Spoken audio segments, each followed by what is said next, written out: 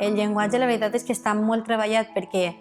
clar, vaig estar com 3 anys escrivint la novel·la, entre que millor acabava una part, la deixava, després tornava. Aleshores, per una part està molt treballat el llenguatge i també intentava un poc buscar el contrast perquè com abans he dit que jo no volia que se m'encasillara d'una novel·la escrita per una dona molt jove,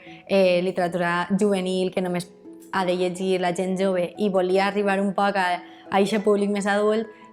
em vaig esforçar en que fora un llenguatge així més literari, més líric i a la vegada buscava també el contrast per exemple, el llenguatge més oral o el llenguatge de les xarxes socials, que és així molt més en paraules acurtades, en paraulotes també. I buscava un poc aquest contrast perquè quan jo ho he llegit en altres llocs m'ha agradat, perquè al final és una novel·la, aleshores té un llenguatge literari, però també està reflectint una situació real. De fet, jo sempre dic que totes les protagonistes